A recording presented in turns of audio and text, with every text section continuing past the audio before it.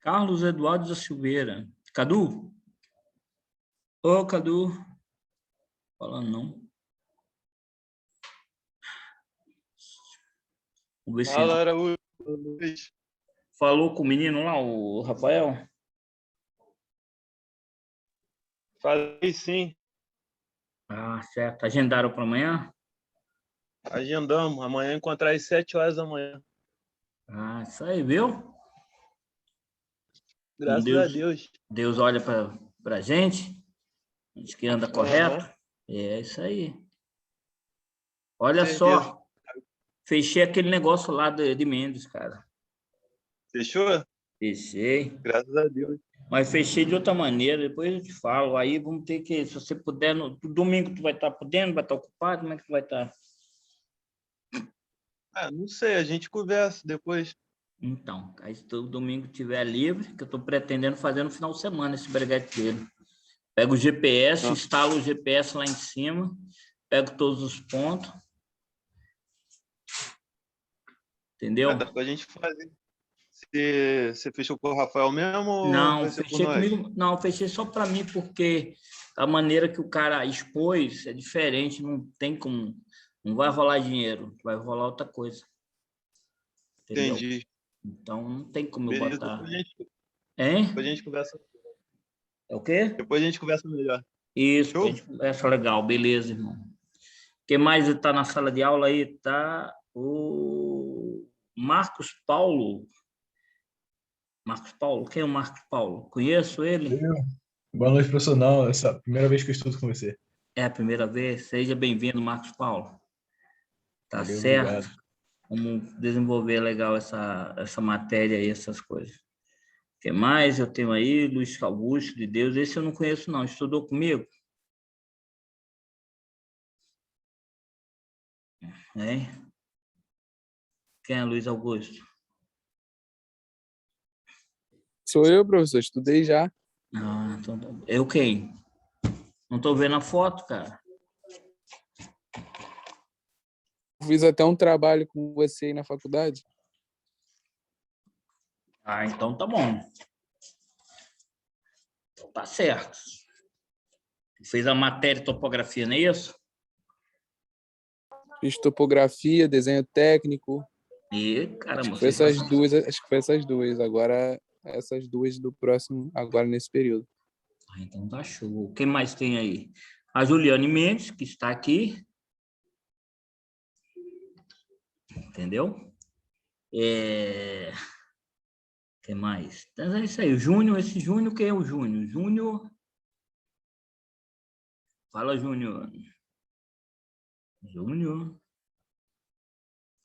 Então, deixa chegar mais uma ou outra pessoa aí para a gente ter um quórum legal. Ah, vocês estão chegando, coloquem um nome na sala de bate-papo. Nome e matrícula, para depois colocar na lista de presença. Não esquece, não. Não, depois vocês ficam agarrados, já viu, né? Aí vão ter que ajoelhar no milho. E apareço aqui, menino. A nossa sala está tranquila, ó. Grande, muito espaço, né? Entendeu? Deixa eu colocar meu PowerPoint para a gente já começar a meter bronca nesse.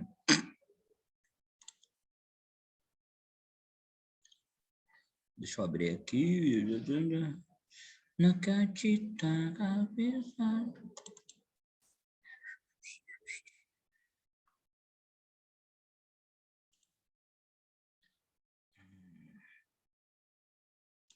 Não vou. Uhum.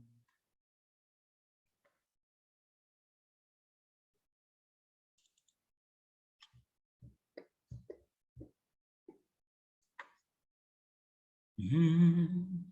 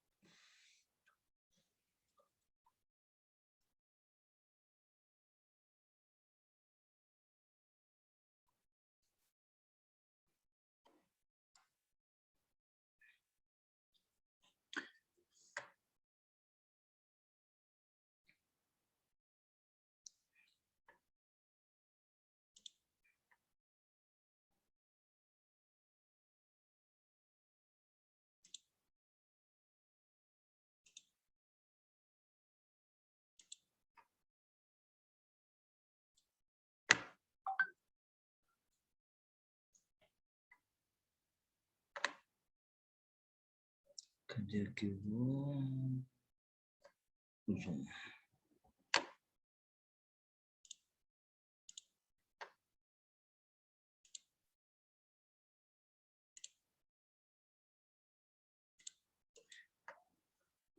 Então, vamos lá, meninos. Vamos falar da nossa matéria e começar nosso assunto de hoje. Chama-se hidrologia aplicada, ou seja, o estudo da água, né? Estudo dos rios, cursos d'água, só que da visão nossa, seres humanos, alterando, criando a engenharia para poder evitar inundações, evitar, né, enchentes, né, destruição de lugares em função das chuvas, né? A nossa matéria também trata sobre a questão da como acontece a chuva, o ciclo hidrológico, todas essas coisas a gente vai ver, né? Precipitação, né? Vamos estudar a bacia, que é o nosso foco principal na nossa P1, que é o estudo da bacia hidrográfica, né? Aí, na nossa P2, a gente estuda muito a drenagem em si. Aí é projeto, a gente vai estudar os projetos, como é que ocorre a recuperação, como o ser humano interfere para poder tentar amenizar esses impactos. Ou seja, a gente cria ações mitigadoras e ações para poder recuperar isso daí, né? Então, a gente vai ver nessa matéria nossa esse andamento, né? Vamos começar, eu vou dar um passant legal. Hoje eu devo passar um vídeo para vocês assistirem e depois um exercício que eu tenho sobre ele para vocês fazerem, para me entregar hoje, e aí tem uma certa pontuação, se houver necessidade. Vou criar um banco de pontos, né? Caso necessitem. Se não necessitarem deles, eu rasgo essa pontuação. Ela é um banco, como o nome já está dizendo, um banco de tipo, não é ponto, 1 ponto, 2 pontos, que é exercício, pô, é mais para vocês fazerem, é só para animar você, mas tipo 2 décimos, 3 décimos, mas é aquela coisa, né? De grão em grão, ó, a galinha enche o papo. Então, vamos ficar atento a isso, ok? Então, vamos para a próxima aqui. Então, os objetivos da nossa disciplina, né? Boa pergunta. Façam. Caramba, peraí, só um minutinho. Eu trouxe do celular, ele... Porra. Meu Deus do céu. I'm sorry. Vamos lá. Então, o objetivo dessa disciplina, né, é discutir o quê? Definir a hidrologia, né, discutir a importância do ciclo hidrológico na gestão dos recursos hídricos, né, a falar sobre a climatologia, as relações com a hidrologia, o que o clima traz, o que acarreta em termos das chuvas, o que acontece hoje que nós temos esses furacões cada vez mais em termos de clima na atmosfera, né, principalmente na região do Pacífico, do Atlântico ali, né, os ciclones que começam a vir, as tempestades com mais força, e tudo isso que é a natureza, né, a natureza em movimento, a terra em movimento. E a climatologia, ela trata disso, e ela tem essa relação com a hidrologia. Vamos dar uma estudada nisso. Falar do ciclo hidrológico, como é que acontece, o negócio da chuva, esse ciclo que acontece hoje, mas de repente pode ser interrompido isso daí, porque, né, todas as pesquisas que se tem, se você for ver lá hoje em dia até sobre Marte, por que a água sumiu? Porque o ciclo hidrológico lá acabou. O que aconteceu? Pô, ser humano. Lá não sabemos o que é que houve. Mas vamos lá. Então, vamos estudar os processos hidrológicos, né? Os meios de quantificação, para a gente poder definir os parâmetros de valores, identificar as fontes de água, né? As relações entre disponibilidade e qualidade da água. Ou seja, eu tenho qual a quantidade que eu tenho. Por isso que a gente precisa assistir esse vídeo que chama-se Guerra das Águas. É muito interessante. Ele é antigo, mas ainda é a atualidade nossa. Que é o seguinte, de toda a água da Terra, a doce é só 2,5%. Sabe o que é isso? Né? É pouca água, né? Nós temos pouca água no mundo e dessa água, a quantidade até... O Brasil é que detém quase que boa parte dela através do Rio do Rio Amazonas, através dos aquíferos, aquífero Guarani, aquífero Alter Chão, que fica embaixo do Rio Amazonas, né? Então, essas águas todas, nós somos abençoados, mas é uma bênção que a gente não sabe como lidar. Se você analisar que a água que a gente bebe é a água do Rio Guandu e que chegar até Vassouras para ser captada, ela passa por trocentas cidades, e cada cidade dessas daí, todo mundo joga o esgoto dentro, é isso que a gente bebe, na realidade. Ó, passa por dentro de Barra antes de chegar a Vassouras. Já viu como é que é? As casinhas lá, pô, caninho de 100, você jogando o rio, caninho de 100 do outro, né? Manilha de 600 jogando a água da rua, que todo mundo engata seus negócios e aí vai. Então, tudo isso é a água que, quando chega aqui, tem que usar produtos químicos para ela se tornar potável. Ser humano destruindo a coisa, né? Então, passa por dentro de Volta Redonda, que joga tudo ali dentro, né? Pinheiral. E eu estou falando essas mais próximas da gente, fora a volta que ela dá, que ela pega lá naquela região de São Paulo, outras cidades, Minas Gerais, e vai até chegar aqui. Então, vou ser sincero com vocês, é um negócio de doido. É essa que nós bebemos. O Guandu foi isso que aconteceu. Antigamente, a nossa matéria, a gente tinha uma visita técnica, que eu espero que retorne quando acabar essa pandemia, que era o seguinte: eu levava todos os alunos no Rio, na estação de tratamento de esgoto, ETE, Guandu, que é a maior do mundo, para a gente ver o tratamento que o homem utiliza da engenharia para poder recuperar, poder pegar toda essa questão. Então, o que acontece? A água vem, sabe de que rios? Você tem ali o entroncamento do Guandu, aí você tem o Rio Queimados, todo escuro, preto. Por quê? Todo mundo da cidade de Queimados joga tudo dentro daquele rio. Então, esse rio joga tudo dentro do Rio Guandu. E tem mais outros canais que jogam também, um monte de casa em volta daquela região. Se vocês olharem com calma lá, quando estiverem passando, vocês vão ver uma casinha com um tubão grande jogando todo o material do banheiro lá dentro. Aí, mais embaixo, tem uma captação que pega toda essa água e aí vai tentar limpar. O que é que deu? Aquele cheiro ruim durante muito tempo. Isso era carvão ativado para tentar recuperar, aquela coisa toda. Mas todo mundo ficou bebendo aquela água com aquele cheiro absurdo, aquele gosto ruim. Então, é isso daí. Querem o quê? E daí é o início. Pensa que está ruim? Vai piorar mais ainda. Vai piorar. Vai piorar porque vai surgindo novas cidades, ninguém faz o saneamento que tem que ser feito, porque o tratamento é tratamento de engenharia. Ou seja, o que é que eu tenho que fazer? Eu tenho que pegar, né, que vocês verão mais adiante na nossa própria matéria, que é o seguinte, vou rabiscar aqui do lado para vocês verem. Nós temos a seguinte... Esse mouse está danado. Nós temos a seguinte questão. Eu tenho aqui, ó, um terreno. Deixa eu trocar a cor, porque esse vermelho ficou meio... Esse rosa ficou meio complicado. Eu tenho um terreno aqui, ó. Ok? O outro terreno aqui, o outro do lado. Então, a casa do indivíduo que está aqui, ó, ela tem onde as caixas que a gente vai ver nas instalações hidráulicas. Quem não fez vai fazer comigo, a gente vai estudar isso. Eu só estou dando uma empassão, que não é objetivo falar sobre isso, mas o que vem do esgoto, do banheiro, do vaso, vai para essa caixinha aqui, que é chamada caixa de inspeção. O que vem da cozinha vem uma caixa de gordura, que a gente abre ela de vez em quando. Tudo isso se conecta aqui, ó, tem uma caixa de gordura, né?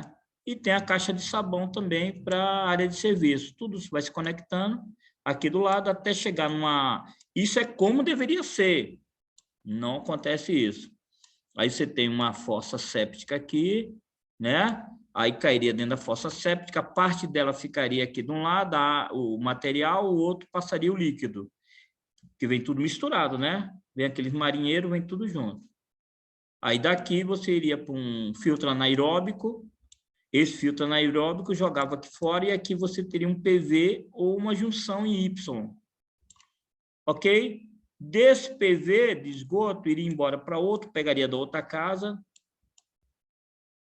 iria até chegar em quê? Numa estação de tratamento grande, em algum canto da cidade. Ó, estação de tratamento. Então, nessa estação de tratamento, você teria aqui os tanques de aeração, um monte de coisa, de processos, em que esse material passaria por um, passaria por outro, vai sendo trabalhado, né? E aí a água que vai sair daqui praticamente limpa. Você jogaria no rio quase que 98%. Não é para beber ainda, porque precisaria alguma coisinha a mais, mas ela já pode ser jogada no afluente com 98%, 97% dele de puro. Isso é que deveria, mas sabe o que acontece com isso? O custo. Olha, aqui tem... Aqui eles construíram uma ali no Iju-Paraná. Hein? Isso, Barão. Que parece que ela não está totalmente funcionando. Então, o que acontece? Todo o material daqui desce para lá, porque é declive, tem que jogar num afluente, esse líquido, né? Depois de tratado, todo esse tratamento, ele desceria e jogaria ali e ele iria para o rio, né? Para o Paraíba do Sul. Só que eu acho que ela não está finalizada, ou ela está com algum problema, né? Tem um lance desse. Quem me falou foi um aluno, eu não tenho ainda certeza sobre isso. Então, se não está, o material está sendo jogado in natura, ou seja, do jeito que é produzido aqui. E ainda tem dessas casas que jogam nesse córrego aí, que é o Córrego da Morte, Rio da Morte, que depois esse Rio da Morte desce para onde? Para o Paraíba do Sul. Ele é ali embaixo, onde tem aquele negócio da Light, não tem a Light ali embaixo? Perto da rodoviária. Então, aquele rio é chamado Rio da Morte. Ele é um entroncamento, vem de lá da universidade, do hospital universitário, que vem lá por trás, aí se encontra ali, a gente está fazendo até uma obra ali, eu estava fazendo um serviço para Faro. Isso, um canal ali, isso mesmo. É isso mesmo, eu fiz aquele projeto ali para a empresa Faro e fui locar lá o local deles. Então, esse rio, esse curso d'água, todo mundo joga tudo lá e está poluído. Aí ele se encontra onde? Ali naquele entroncamento, ali onde tem aquele viaduto que vai para Barão. E ali vai embora até chegar no coisa. Ou seja, esse curso d'água, já viu, né? O que deveria acontecer é isso que eu estou mostrando. Deveria ter uma canalização desse material. E não a pessoa fazer emenda. Curso d'água. Que é isso que a pessoa vai querer. Se ver livre daquele material. Se fosse um rio ali, o que você faz? Sua casa está aqui. Aí tubo de 100, aquele tubo de... Entendeu? Aí está lá no banheiro, sentado no trono, acabou tudo. Você não quer saber para onde vai aquele material. Mas aquele material vai todo... Isso não atrapalha na qualidade da água que volta para a gente? Hein? Isso não atrapalha na qualidade da água? Não, atrapalha no que tem que fazer para recuperar essa água, só isso. A água em si, você pode, igual o cara que está no espaço, a água que ele bebe é da urina. A urina dele é reciclada, ela é tratada com material químico, que tira as partes da impureza e o líquido retorna para eles poderem beber. Esse é o natural, o líquido você pode estar reciclando. O problema é o custo que você tem que fazer isso se você não precisava. Lá no espaço o cara precisa, que não tem a água, então tudo bem. Mas aqui, se você tem um curso d'água, é só não jogar ela suja lá. É você tratar, ter uma estação de tratamento de esgoto dessa, uma ETE, né, funcionando, com um material lá que muitas vezes não é nem produto químico que usa, é tratamento anaeróbico, é igual um filtro anaeróbico. Você tem aqui elas são redondas, aí ficam as pás mexendo, tá entendendo? Aí deixa ressecando, o sol vem embaixo, há uma... Né, você viu? Não é isso, um negócio redondo assim? Aí, então, passa aqueles processos tudo, aí tem as bactérias que vão agindo e vai limpando aquele material. Eu já vi até com plantas, né? Você tem plantas, você vai usando e ela vai segurando o material sujo ali, e a água que vai indo embora é água limpa. Você usa também brita, usa areia, tudo. Quando ela passa por esse material, ela vai limpando. Então, lá dentro desse ETE tem tudo isso. Só que precisa de quê? Pessoas para estar manuseando. Aí o custo que você tem de pagar funcionários para estar trabalhando nisso, primeira coisa. Segundo, você tem que fazer canalizações para não chegar no curso d'água, porque depois que o curso d'água desce, você não tem como parar ele e tentar limpar. Aí ele vai embora para onde? Para o curso maior, que é o Paraíba do Sul.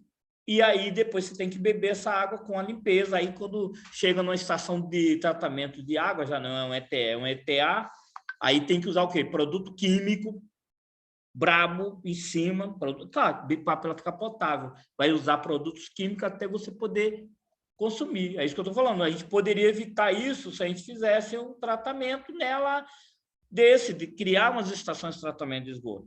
Porque quando dá problema, né? Aqui a cidade para também. Também, porque às vezes vem produto, vem materiais, vem de tudo ali dentro, né? É porque era bom a visita técnica, pena que a gente está ainda na período da pandemia, porque vocês veriam isso em loco, o que acontece, né? Porque eu levava a turma ficava olhando, caramba, porque o primeiro processo são umas garras lá na estação de tratamento de esgoto. Estou falando da de Gandu, não, é a outra de Alegria, que é de tratamento do esgoto. Ela funciona da seguinte maneira: a primeira coisa que tem é onde pega o material sujo, que é o grosso, tipo boneca, de tudo que você possa imaginar vem naquelas tubulações, né? Aí aquele material tem umas garras lá que segura tudo, o material mais grosso, né? Aí eles vão pegando aquilo, colocando em caçamba e levando para aterro sanitário, né? Aí, depois essa água passa num outro depurador, né? Aí depois passa nesse negócio de aeração, decantação, para poder tirar água, até chegar, quando ela chega no final lá da galeria, a água que tem lá, as crianças ficam brincando nela, elas estão 96% limpa. A gente pegou lá a água um pouco, como se fosse um rio jogando lá dentro ali do canal Arroio Fundo, canal como é, do Cunha, canal do Cunha, né, ali no Caju, joga ali na Baía da Guanabara, né? Então, pô, a gente aqui faz isso, só que quando a água começar a faltar, as nascentes foram se acabando, o homem for destruindo, e for destruindo cada vez mais, e vai, tudo bem, eu não vou estar mais aí, de repente vocês não vão estar mais aí, mas as próximas gerações, os netos da gente vão estar aí. E aí, cadê a água? Cadê a água? Aí vão ter que ir para o processo, é isso que eu estou falando. Bebe um líquido, aí tem a urina, vai lá para uma máquina, recupera ela com produto químico e vão beber isso. É isso que vai ficar igual está no espaço. Você acha que a água pode acabar? Pode acabar, ó. Tipo assim, eu gosto muito de astrologia, né? De astronomia. Astrologia não, astronomia. Eu sou fascinado. Quando não estou assim, estou no momento livre, eu estou vendo sobre Marte, sobre Júpiter, sobre buraco negro, sobre essas coisas, que é um negócio que eu adoro a tecnologia, então eu adoro tudo isso que a gente está vivendo. E você vê em Marte, o planeta todo seco, mas com o princípio de que teve água, porque tem a marca lá né, onde escorreu essa água, e essa água foi embora. Agora é que eles estão achando que tem umas congeladas na calota sul, embaixo da terra, a 1 quilômetro de profundidade, ou seja, 1.000 metros. Estão achando que tem, pelas imagens, aquela coisa. Mas boa, a água foi embora. Ela saiu pelo espaço, através de vários processos. Ninguém sabe qual foi o processo de destruição, porque isso é coisa de milhões de anos, a gente não tem uma noção do que aconteceu. Mas está se buscando. Só que o que eu vejo hoje pela Terra, quando eu vejo uma Amazônia pegando fogo, quando eu vejo um Pantanal pegando fogo, eu fico triste. Quando eu vejo as coisas destruindo, no lugar de uma floresta cheia de árvores, você ter uma fazenda com capim, um monte de boi caminhando naquilo, eu fico triste. Eu não consigo entender como uma serra dessa, o cara destrói a floresta para plantar capim, porque a carne não é boa. Para exportação lá fora, a melhor carne é a Argentina. Você sabe por quê? Porque a Argentina, nos Pampas, é na planície, entendeu? O boi, quando ele vai subindo a serra e desce, sobe e desce, é igual a gente, é musculação, é uma musculação. A carne fica musculosa dele, e a carne não tem que ser musculosa, ela tem que ser macia, você tem que, né, principalmente para churrasco, a carne tem que ser o mais macia possível. Então, eles lá fora, eles comem, porque na falta é aquela coisa, quem não tem tu é tu mesmo. Então, na falta, o cara vai lá e come a carne brasileira, mas a prioridade, o preço melhor é a Argentina, a carne argentina, entendeu? A carne americana do Mississippi, daquela região. Agora, a carne de montanha, pô, não... Tá entendendo? Então, para que o cara destruir o troço de uma serra, que aquele boi vai ter que subir, descer, criando músculo na perna dele, na anca, em tudo que é lugar, subindo e descendo o troço. Pô, não podia recuperar lá o Nordeste, que é todo muito mais plano, irrigando, fazendo a coisa, a destruição que está lá. Então, vocês como engenheiros que serão, vocês têm que tentar pensar em ações de recuperação, não de destruição. Essa coisa de destruição não está com nada, porque a gente vai destruindo, vai sobrando e o mundo vai ficando desse jeito, né? Vai ficando complicado, ok? Então, esse que eu mostrei aqui é o processo que deveria. Qual o processo que todo mundo faz? Tem um curso d'água, joga dentro. Entendeu? Ou destrói. Você sabia que tem um curso d'água aqui na Brother? Tem. Alguém vê? Ninguém vê, porque ele está tudo canalizado. Eu não estou questionando se não deveria. Até deveria, porque aqui já está uma região que é urbanizada, né? Já está consolidado a coisa. Não teria por que deixar ele aberto, porque não traria uma utilidade para a natureza em si. Mas, no passado, poderia não ter acontecido isso, ter feito um... dá um exemplo para vocês. Isso aí. Por que transborda? Porque você tem uma questão de vazão. O que é a questão da vazão? Você tem um volume, isso, tentando passar nisso, né? Que está feito uma galeria. Então, ele está querendo passar nisso, quando chove bastante. Eu não estou falando quando ele está parado. Quando ele está parado, ele está mais abaixo, beleza.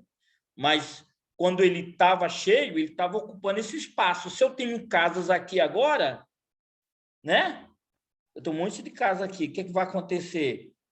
Ele simplesmente, né, vai procurar outro lugar. Ele vai encher, só que ele encontra as casas, ele vai se comprimir. O que ele vai fazer? Ele vai subir.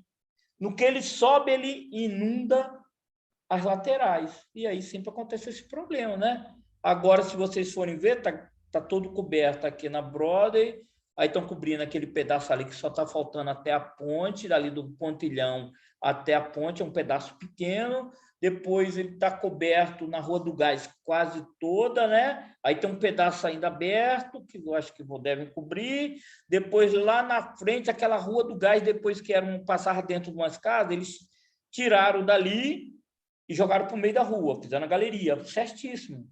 Mas, com certeza, aquelas pessoas que agora vão ver que não está passando água por dentro do seu terreno, o que vai fazer? Vai usar aquele espaço, né? E aí a água continua... Eles fizeram uma galeria bem grande, né? Hein? Eles fizeram uma galeria bem grande. Não, tem que ser. Aí é que está o projeto. O projeto é analisado isso, o volume de água, é analisado o fluxo que tem, é analisado os níveis que tem naquela região, né? Ali quem fez o projeto foi um amigo meu, Rafael Paixão, da ACM, ficou maneiro, entendeu? Então, você vê que o pessoal da Faro eles implantaram aquela galeria ali. Por sinal, tenho vários alunos que estudaram aqui, que estão trabalhando lá, né, o Gabriel, o Manel, tinha o menino que foi embora, eu esqueci o nome dele, foi embora, saiu recentemente, foi montar a empresa dele lá em Pati, no cálculo estrutural, o Guilherme, né? Então, sempre tem bastante pessoas que, né? E aí, o que acontece? Fizeram um trabalho perfeito ali, eu não questiono não ter feito, eu estou falando o seguinte, que isso leva a gente a pensar de não deixar nos outros cursos d'água isso, porque o correto era ter... Eu não tenho um negócio para botar no quadro, deixa eu colocar numa sala aqui, compartilhar aqui para vocês verem. Pô, caramba, esse mouse está uma graça. Deixa eu compartilhar o quadro branco do computador aqui. É o seguinte, eu quero que vocês entendam isso. Ó, o rio está aqui, ó. Ele vem assim, geralmente, né? Aí, pá, aumenta, tá, aí vai. Um lugar, às vezes, é maior, menor e tal, vai embora. Pô, o que diz o Código Florestal, que é o que a gente vai estudar nessa P1 também? O Código Florestal diz o seguinte, de 0 a 10 metros, ou seja, de 0, quando ele bota 0, ele quer dizer que é a partir daí até 10, não chega a ser o 10, tipo 9,99 é 30 metros. Significa que no Código Florestal, que eu forneci para você, ele diz isso aqui, que tem que ter uma faixa aqui, ó. Você tem que pegar aqui, ó. Ô, caramba, meu mouse agora perdeu o caminho aqui, só um minuto. Tem que arrumar um mousepad, sabia? Deixa eu ver. Ah, agora vai. Deixa eu mudar a cor, que aí a gente vai falar. Ou seja, isso aqui, ó. Eu tenho que fazer uma faixa aqui, e essa faixa ela vai ter 30 metros aqui, ó. Ok? Mas para eu marcar esses 30 metros, aqui, eu vou medir aqui, ó. Aí eu medi aqui no Rio, tem 10 metros, então é 30 metros. Aí do outro lado, 30 metros. Então, os projetos que vão surgir é 30 de um lado e 30 do outro. Aí, isso é para 10, hein? Até 10. De 10, ou seja, 10 e 30 centímetros até 50, são 50 metros para cada lado. Ok? Então, isso aqui, para que essa APP, o nome disso aqui? Isso aqui é uma área de proteção permanente, APP, ó. É para quê? É para isso daqui, ó. Para a gente plantar, ó, uma árvore, plantar outra árvore, que isso é o que segura o rio, gente. Isso é o que mantém ele numa boa. Criaram o código justamente para poder recuperar, mas os caras gananciosos nunca fazem isso, gente. Eles destroem esse troço.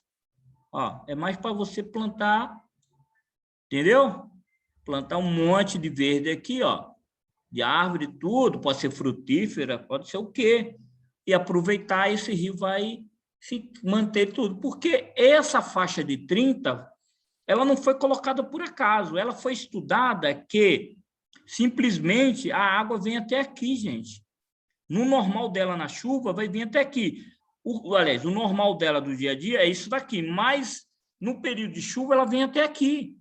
Só que o cara não quer saber, o cara pega e quer fazer isso aqui, ó, fazer uma casa aqui na beirola. O outro vem aqui, ó, eu quero uma casa aqui, ó, dentro quase do rio. Entendeu? Aí a água vai continuar, só que ela vai buscar isso, ela vai descer para cá, então ela vai inundar esse troço todo aqui, ó. Ela vai buscar o curso dela, o local dela que era. Mas nós, eu falo, eu, arquiteto e urbanista, vocês que serão engenheiros, quando a gente estiver projetando, você tem que projetar o certo. Se os caras não vão fazer, porque eles sabem que tem um monte de atalhos. Qualquer coisa tem sempre atalhos. Isso é que eu... Geralmente, casas... Pode falar. Geralmente, casas que ficam assim mais perto são coisas mais humildes, né? Mas eu já vi acontecer assim. O código diz que tem que ser os 30 metros. Só que o Código Florestal, ele deixa a abertura que as cidades poderão legislar sobre isso. Quando bota isso, entendeu? Abriu uma brecha para a prefeitura. Aí a prefeitura analisa, não, esse rio aí não precisa 30 metros, pode ser 2 para cada lado. E vai os 2. Você está entendendo? Acabou os 2. 1,5 metro. Ou então, ela canaliza, faz uma galeria. Quando ela faz uma galeria, acabou essa faixa. Sabia que acabou a faixa? Acabou. Vamos supor que você tem um teu terreno, esse rio passava dentro. Aí seria os 30 metros, você não poderia construir. Mas aí a prefeitura veio, fez uma galeria, cobriu. Acabou a faixa. Concorda comigo que acabou a faixa? Qual a faixa que você tem de proteção agora, que era 30? Não tem mais. Exatamente. A realidade é essa. Acaba-se a faixa. Por que acaba a faixa? Porque simplesmente ele está coberto. Você não sabe onde está o rio. Está onde o rio aqui, a galeria? Passava onde? Está tudo coberto. Então, acabou, teoricamente. Acabou a faixa. Aí você pode, via Prefeitura requisitar, que quer construir em cima, quer construir aquilo, quer fazer a cambal, os periquitos, papagaio, e por aí vai. E nisso, o rio vai embora. E ali do outro lado tá vendendo, né? Isso mesmo, todo mundo já viu? Aham, ele tá vendendo uma parte, mas na verdade é o rio. Já está construindo lá, tu viu ali depois do pontilhão? Já estão construindo. É isso que acontece. Entendeu? Então, o código, ele é bom, só que o ser humano, o brasileiro, eu leio muito história, é porque a gente não compreende a nossa história. Se a gente estudasse a história, a gente ia compreender o que aconteceu. Um exemplo para vocês, fugir um pouco da aula, porque eu vejo essas coisas. O Napoleão Bonaparte invadiu a França. Quando ele invadiu Napoleão Bonaparte da França invadiu a Rússia. Quando ele invadiu a Rússia, o que é que os russos fizeram? Saíram e foram deixando os franceses avançarem. Só que aí, quando eles adentraram bem no país, foi o período do inverno. Aí eles tocaram fogo nos alimentos que eles tinham. E os franceses se viram o quê? Num país que eles mal conheciam, com muita neve, sem alimento, sem água para beber, que os russos envenenavam, sem animal nenhum, que eles foram indo para mais outros espaços que eles tinham e deixando aquela região invadida pela França. Os franceses se renderam porque não aguentaram. Aí vai Hitler lá em 1945, tantos anos depois, faz a mesma coisa que o Napoleão Bonaparte. Invade a Alemanha no período de frio. Cometeu o mesmo erro, se ferrou. Se ele é esperto, lê a história, melhor a gente esperar passar o período do inverno, que vai passar, e vai vir um período do verão, a gente ataca ele no verão. Então, a mesma coisa da história. Eu estava vendo, tipo assim, o imperador foi massacrado, o imperador Dom Pedro II. Dom Pedro II era um cara super inteligente, queria o bem do Brasil, queria fazer as coisas. O povo não era contra a monarquia. Quem tomou o poder foram pessoas que tinham interesse, tipo empresários que seriam da época, fazendeiros lá de São Paulo, junto... Está falando agora, mas se você ler um livro de Clementino Fraga, 1889, Proclamação da República, o cara ali explica tudo como aconteceu. Então, você vê que no Brasil é assim, é um país que faz de conta, entendeu? Eu fiz o quê? Eu vou citar uma frase do Vampeta, que eu vou falar o quê? Ele virou um poeta. Eu finjo que jogo, eles fingem que me pagam. Era isso que ele falava do Flamengo. Eles fingem que me pagam, eu finjo que jogo. O que é que a gente vê hoje? O cara finge que acontece coisa. Só que, apesar disso, nós que somos responsáveis temos que fazer o melhor. Eu faço um projeto não para... Eu faço um projeto pensando nas regras. Eu tenho que seguir o quê? A regra. Qual é a regra? Código Florestal, ABNT, vou fazer. Se o troço não vai ser, aí é uma outra questão. É uma questão das pessoas que estão lá que querem desviar o negócio, querem fazer assim, querem liberar, quer desfigurar. Não estou falando de roubo, não citei momento algum, que não sei, entendeu? Não é isso que eu estou citando que há. Às vezes até o cara acha que pode liberar, porque não vai afetar tanta coisa, entendeu? Eu só acho que se vocês criaram um código que diz isso, tinha que seguir, né? Não tinha que seguir? Tinha que seguir, né? Mas é isso daí. Então, o Código Florestal, ele diz isso, que de 0 a 10, 30 metros. De 10 a 50, 50 metros. E aí vai. Eu vou até abrir aqui para vocês verem que não é coisa. Deixa eu descompartilhar isso, salvar isso aqui. Salvar, deixa eu limpar isso aqui. E sair disso e colocar novo compartilhamento. Deixa eu procurar aqui.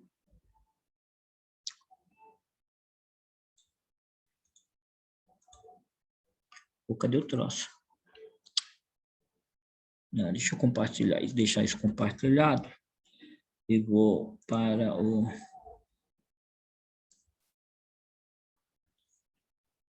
Cadê aqui?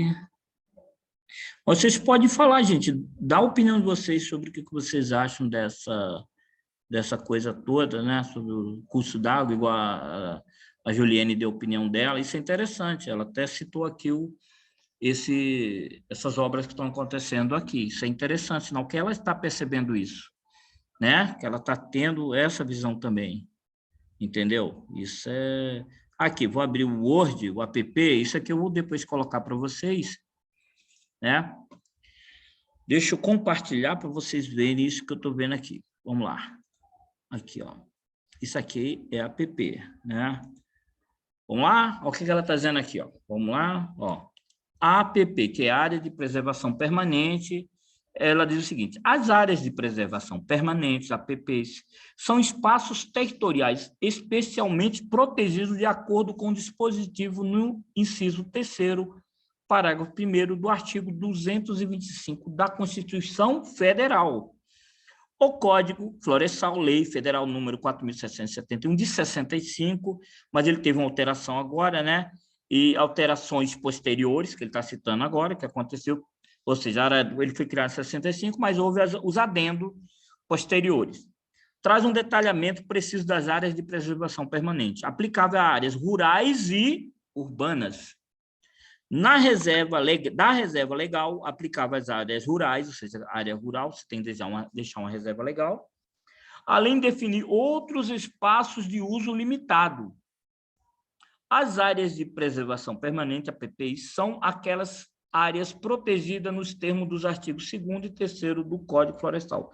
O conceito legal da APP relaciona tais áreas independentes da cobertura vegetal, né, com a função ambiental de preservar os recursos hídricos, a paisagem, a estabilidade geológica, ou seja, proteger o caimento, negócio, né, ou seja, isso daqui aconteceu lá no Nova Friburgo, desceu tudo lá do morro, né? Então, parte geológica. A biodiversidade, o fluxo gênico de fauna e flora, protege o solo e assegura o bem-estar das populações humanas. Como se vê, as APPs não têm apenas a função de preservar a vegetação ou a biodiversidade humana. Como se vê, as APPs não têm apenas a função da vegetação, mas uma função ambiental muito mais abrangente, voltada, em última instância, a proteger espaços de relevante importância para a conservação da qualidade ambiental, como a estabilidade geológica, a proteção do solo e, assim, assegurar o bem-estar da população humana. O Código Florestal prevê faixas e parâmetros diferenciais para as distintas tipologias de APPs, de acordo com a característica de cada área a ser protegida. No caso das faixas mínimas, você percebe que é sempre o mínimo que coloca, a serem mantidas e preservadas nas margens dos cursos d'água, rios, nascentes, vereda, lago ou lagoa. A norma considera não apenas a conservação da vegetação, mas também a característica e a largura do curso d'água, independente da região de localização em área rural ou urbana, para nascentes perenes ou intermitentes. Perene é quando ela quase passa o tempo todo vazia, essa nascente, só que de vez em quando ela começa a brotar de novo, né? Elas muitas vezes estão perenes porque o homem deixa sujo, não arruma, aquela coisa, destrói, ela acaba sucumbindo, desaparecendo e às vezes reaparecendo ou não, ou nunca mais aparece, né? Intermitente é essa, que aparece, desaparece. A perene quase que é difícil, só quando tem uma boa chuva, né? A lei estabelece um raio mínimo de 50 metros, ou seja, a nascente, está brotando água aqui, brotou, tem que ter um raio de 50 metros, independente, um raio de 50 metros no seu entorno, né? Tá vendo aqui? No seu entorno. Independente da localização, seja no estado do Amazonas ou em Santa Catarina, seja na pequena ou na grande propriedade em área urbana, rural ou urbana. Tal faixa é o mínimo necessário para garantir a proteção e integridade do local onde nasce a água e para manter a sua quantidade e qualidade. As nascentes, ainda intermitentes, são absolutamente essenciais para a garantia do sistema hídrico e a manutenção da sua integridade, mesmo estreita relação com a proteção conferida pela cobertura vegetal nativa adjacente. Da mesma forma, há faixas diferenciadas para os rios, de acordo com a sua largura, isso que eu estava falando para vocês, né? Com rios de acordo com a sua largura, né? Iniciando com uma faixa mínima de 30 metros em cada margem, da margem para cá, da outra margem para o outro lado, 30 metros, né? Em cada margem para rios com até 10 metros de largura, ou seja, tem 1 metro, vai ter 30, 30. Tem 2 metros, 30, 30. Tem 10 metros, 30, 30, ok? Ampliando essa faixa à medida que aumenta a largura do rio, ou seja, né? O Código Florestal, no artigo 2º, também estabelece proteção permanente para as bordas de tabuleiros, ou chapadas ou topos de morro, montes, montanhas, né? E serras, ou seja, está a 45 graus, não pode ser mexida, construída coisas, tal, etc. Tal. Pelo só feito dessa lei, as florestas e demais formas de vegetação natural, situado ao longo dos rios ou de qualquer curso d'água, o seu nível mais alto em forma marginal, cuja largura mínima será tipo assim. Então, ele determina de 1 a, primeiro, 30 metros para os cursos d'água até 10 metros, né, de largura. Aí vem aqui o segundo item, de 50 metros para os cursos d'água que tenham de 10 a 50, estão vendo aqui, ó. Ok? De 50 metros para isso aqui, ó. Beleza? Aí vem mais aqui. Aí vem dizendo aqui, ó. De largura. O item 3, de 100 metros. Quando eu encontro o rio com 100 metros, ele tem que ter isso aqui, ó. De 100, de 100 metros tem que ter de 50 a 200 metros. Claro que 50 metros é o menor. Aí tu acha que o cara vai ler e interpretar essa norma aí. Aí ele vê, pô, o rio tem 100 metros, pô, eu quero fazer um negócio aqui, eu vou jogar ela de 50. O cara nunca vai jogar essa de 200. Né? É a coisa de doido, né? O ser humano vai sempre não vai analisar que... E aqui tem o quarto item aqui, ó, 200 metros para os cursos d'água que tem que ser até, tá vendo? 200 metros para o rio que tiver 200 a 600 metros. Isso que eu estou lendo para vocês é a parte do Código Florestal, né? Aí vem aqui o 5, ó. Você encontrou um rio de 500 metros. Mas isso que eu estou falando, se vocês forem ver que o Rio São Francisco deve ter faixa lá que é 500 metros, está todo espelado em volta dele. Então, não quer dizer segurança ter essa parte do código aqui que os caras em volta dele não seguem, os donos das fazendas. E se for brigar, é uma briga na justiça braba. Aí ele fala aqui sobre ao redor de lagos, né? Reservatórios de água, tal, nas nascentes, ainda que intermitente, de olhos d'água, aquilo que a gente viu de 50 metros, né? O raio mínimo, ó, 50 metros. Fiscalizar isso é a prefeitura, né, já, mas... Hein? Como que sabe fiscalizar isso é a prefeitura, né? Inicialmente... Se for a prefeitura lá, você não pode fazer casa ali... Isso aí. Quem deixa sempre a coisa acontecer, Vai ter que dar uma... primeiro local. Por isso que o código deixa sempre que a prefeitura defina, mas é isso que ele quer, que a prefeitura assuma o protagonismo de fiscalizar. Qual a fiscalização? Tá sempre olhando, né? Criar um grupo, tinha que criar um grupo, não digo paramilitar, mas um grupo de guarda que fique cuidando só disso, ó. Esse grupo vai olhar como é que estão os cursos d'água, meio ambiental, né? Tá entendendo? E vai olhar como é que está. Olha, não tá. Vai com a treina. Às vezes não precisa ser uma coisa, a grosso modo, não precisa ser uma topografia naquela coisa. Tem maneiras de você ver via satélite, tá acompanhando um grupo que seja para isso, para fiscalizar. Aí o cara vai construir, não pode. Entendeu? Não pode. Aí, pá, impede de construir. Beleza. Agora, depois que está construído, a gente chama consolidado, já era. O cara foi lá e construiu um muro, quase dentro do rio. E aí, para tu tirar aquele breguete? Aí vai na justiça, a justiça vai, aí tem um adendo na lei, vocês já viram que tem brecha para caramba, e vai. A coisa vai ficar rolando. Se vocês forem ver, o que acontece? Eu dou um exemplo claro para vocês. O Rio de Janeiro, pelo menos a cidade, ainda tem uma lei que diz o seguinte, que a coletividade prevalece sobre a individualidade. Então, dá um apoio à prefeitura para realizar determinadas coisas.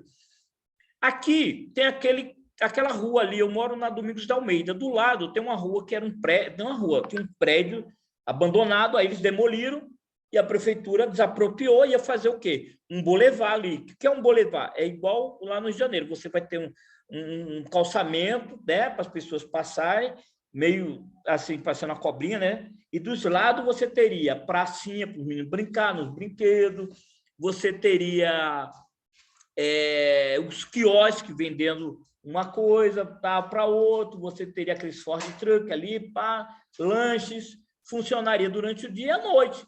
Por quê? Eu quero que vocês me digam se vocês acham que tem que ter, quantas praças tem no centro do Rio? Quantas praças no Rio, no centro de Vassoura? Me diz aí. Quantas praças? Praça grande que você puder aproveitar aqui, lazer. Centro do Rio, centro de Vassoura, desculpa, centro do Rio, centro de Vassoura. Está gravando tudo? A do centro ali? Tem aquela de perto do posto. Não, tem a do centro. Tem aquela miniatura que fizeram agora, perto da loja 100.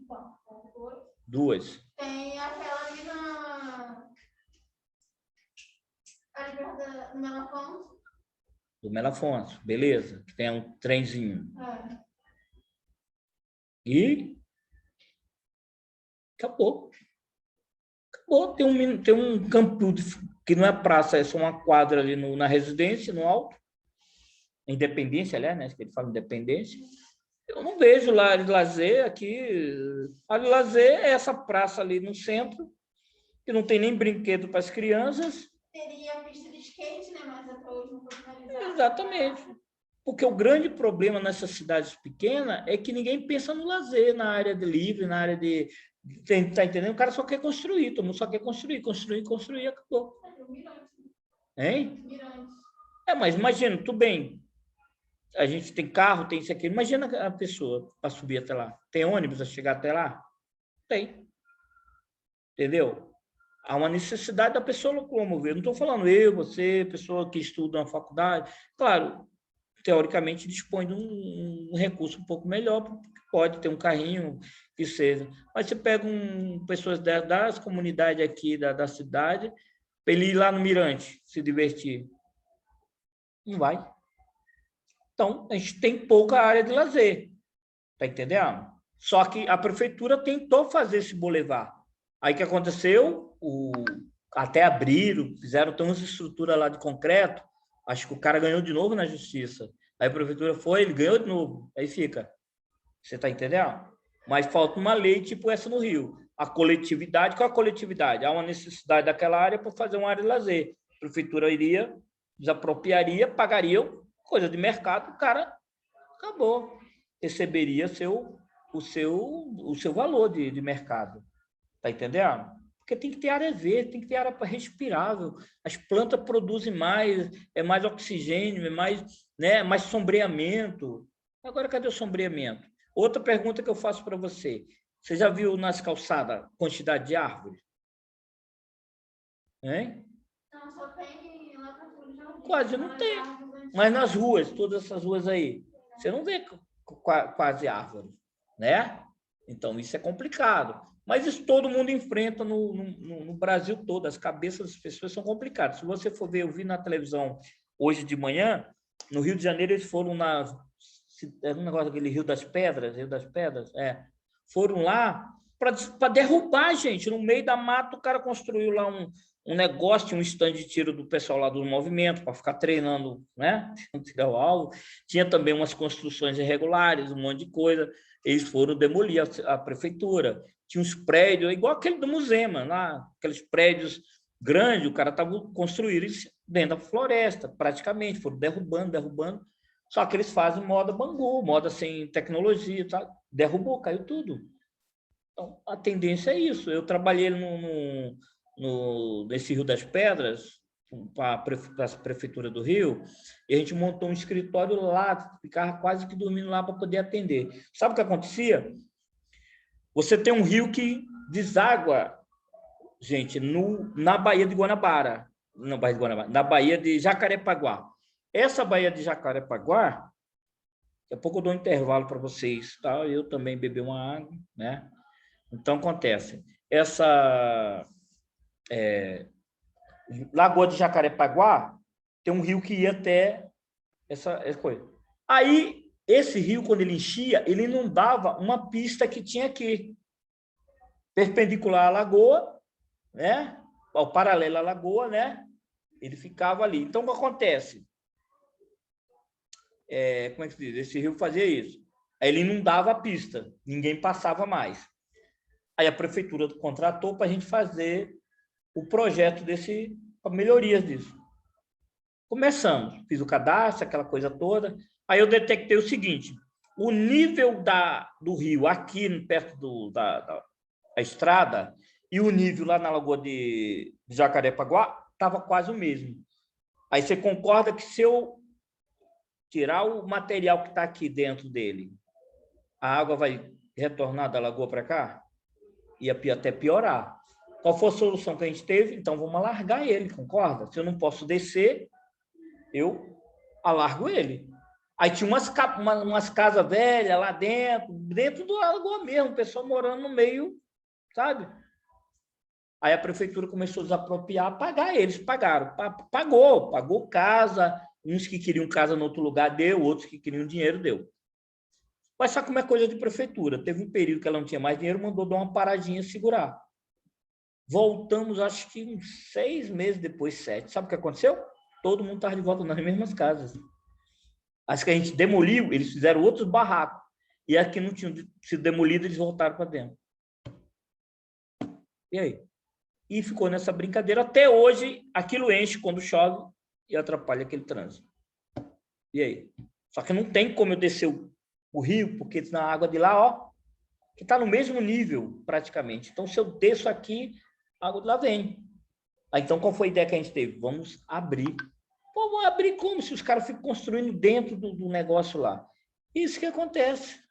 Aquela favela do Rio das Pedras é horrível. E tem o pessoal que manda lá ainda é pior, porque a gente fazia tudo e daquele jeito, né? Com o maior cagaço.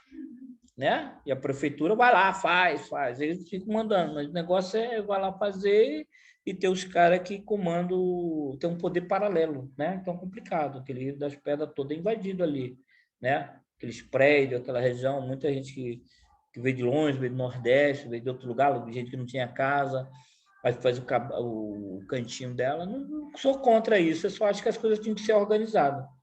É como você falou, qual é o poder principal? Prefeitura, ela que tem que primeiro criar um mecanismo de, tipo assim, ó, estou cadastrando pessoas carentes que não têm casa, primeira coisa.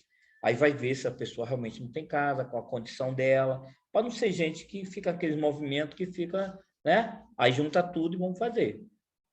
E vamos dar a titularidade. Tem um projeto que a gente queria fazer, a linha do trem. Sabe ali a linha do trem? Você conhece ali depois da residência? Ali, fica ali na residência, o final dela, depois do Clube do 15. Então, aquele parte de lá é a linha do trem. Ninguém tem documento. Não tem o título da posse da terra direito. Assim. Então, mas sabe qual era o problema lá? É porque passava o trem passava aqui na Broadway, na realidade. O trem vinha daquela estação, passava embaixo desse pontilhão, ele cortava ali onde tem aquela subida que vai ali para Broadway, passava onde tem o Edu ali, que tem um negócio sabe? Tem aquele negócio daquela carne no bafo. Meu Deus, tem que voltar aquele lá. Né? Então, passava por ali e ia embora, até passar atrás da toca. Destruíram, acabaram com isso, todo mundo foi construindo, é claro. Bom, não existe mais a posse do coisa, mas ninguém é dono. Mas a prefeitura tem poder para isso. O que ela poderia fazer? Se reunir, ó, a partir de agora, eu vou dar o título da terra aí. Mas como eu vou fazer? Fazer uma regularização fundiária. Faz um contrato com a empresa de topografia, não precisa ser o Araújo Velho de Guerra aqui, pode ser qualquer um, faz uma concorrência. A empresa que ganhar vai fazer. Eu estou falando isso que eu participei de uma equipe que fazia isso, sabe onde? Paracambi. O prefeito, na época, era o André Siciliano, ele fez isso. E esse processo era simples. Eu chegava lá, media tudo, fazia topografia, né? Desenhava tudo do jeito que está. Aí depois a gente ia com a equipe, podia usar até os alunos indo lá. Aí o que a gente chegava? Lá no Paracambi. Essa área é sua, essa casa? Para a gente dar o título. Aí o cara se animava, porque ele vai ganhar o título da terra dele. Aí tinha que o cara do lado concordar e dizer aqui, ó, que é minha divisa. Aí o vizinho dele dizia, não, a divisa dele é aqui, realmente. Então, a igreja aqui por quatro fez isso, né? Onde eu moro lá, que ela está partindo sobre tudo lá, tudo dentro da igreja. Certo. Ele fez tudo, chamou uma pessoa, dividiu todos os lotes E deu. e deu. Aí, O título, tudo. não é melhor? Deixa todo mundo com o seu título, viu? Lá na estiva ali, né? Tem uma igreja ali, e a igreja era dona daquelas áreas, já estava todo mundo morando, está consolidado, tem gente que tem 15, 30, né? Pô, o padre pegou, fez o coisa e distribuiu, dando título para todo mundo. Ó, aqui está a tua área, essa área. Então, isso que a gente podia fazer. Só que os caras ficam, sabe, postergando uma atitude que queria ajudar a população. Está entendendo? Uma coisa dessa. Né? Mas voltando aqui para a nossa aula, né? Então, vocês viram o Código Florestal. Isso daqui eu vou passar para vocês, porque tem um exercício que vocês vão fazer com isso daqui, ó. Com esse Código Florestal aqui. Deixa eu salvar com essas áreas marcadas em amarelo, para vocês não terem dúvida. Pode ser ou vocês não querem marcar em amarelo aqui? Acho que só tem você na minha aula. Nem o Leandro está aí, sabia, o Juliane? Tá, não. O Marcos também sumiu, não falou nada. Pois é, não, eu tô aqui, cara. Eu tô com meu filho. Ah, então tá bom, é. Menos mal. Professor, pode deixar marcado então, que aí já deixa. Mas vocês têm que participar, gente, dar opinião. Pô, olha, a coisa melhor, principalmente nós todos adultos, cara. Vocês podem dar opinião, professor. Eu vi uma situação assim, entendeu? Aqui a Juliana veio para a aula, ela está participando, está dando a opinião dela. Isso é muito bom, que enriquece a aula, né? Eu não sabia que eles tinham dado a área lá na região dela. Olha, agora estou sabendo. Isso é sempre bom, as notícias, a gente trocar opinião, né? Então é importante. Se vocês quiserem, pode, professor, isso, tá, eu vi e tal, né? Isso enriquece. Vou deixar aqui em amarelo, vou salvar aqui, depois no final da aula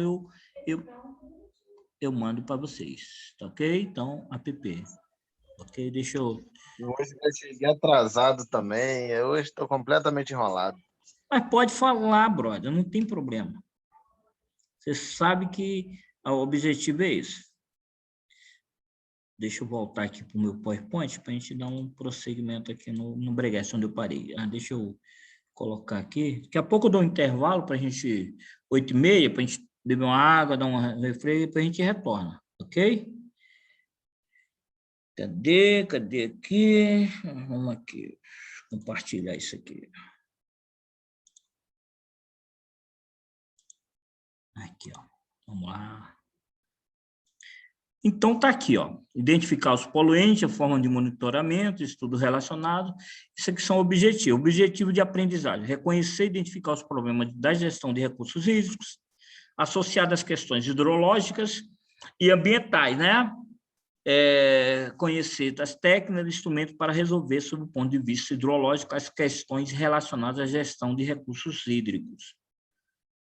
Vamos lá.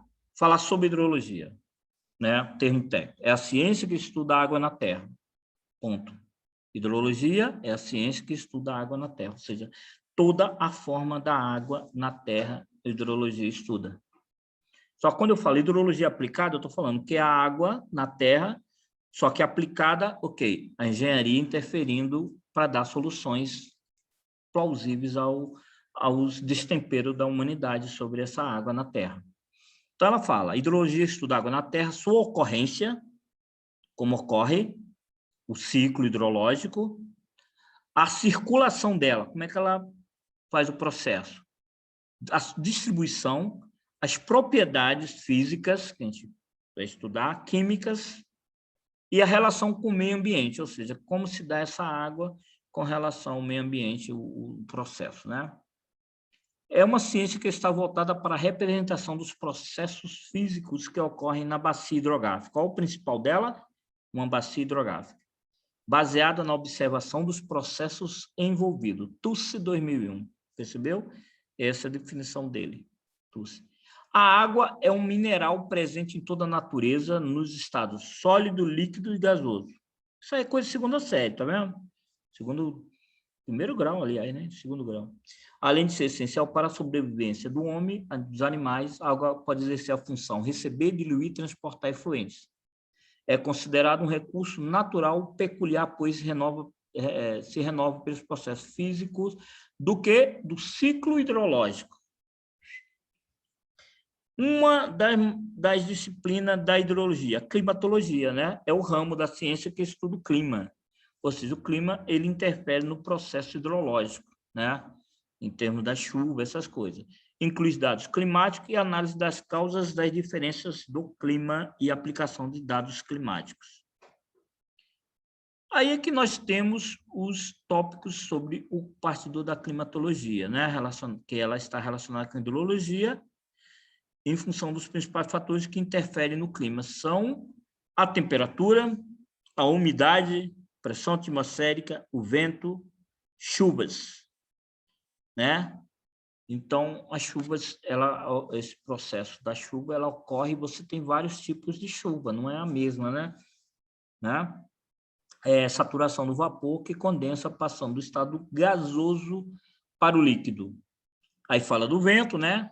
O ar atmosférico em movimento, por aí vai. O tipo de chuva frontal, quando duas massas com temperaturas e pressão opostas e proporcionais se encontram, ou seja, tem uma massa de uma temperatura, né, e com a pressão são opostas, elas se encontram, então é uma condensação, né? Então essa é frontal. Elas são comuns no litoral nordestino, em choques ocasionais do verão, chuvas intensas e de menor duração. No Nordeste ainda tem um problema, que é chamado Serra da Borborema, que fica ali na Paraíba, Pernambuco, perto do Rio Grande do Norte, daquela região. O que essa Serra da Borborema faz? Ela está aqui. A chuva vem, não consegue altitude para transpor isso, então a chuva morre aqui, entre o litoral e o recôncavo. O que você tem aqui? A região que é o semiárido.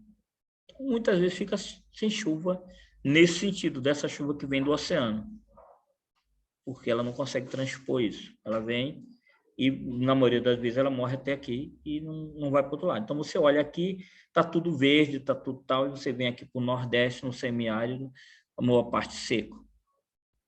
Então, essa é a questão frontal.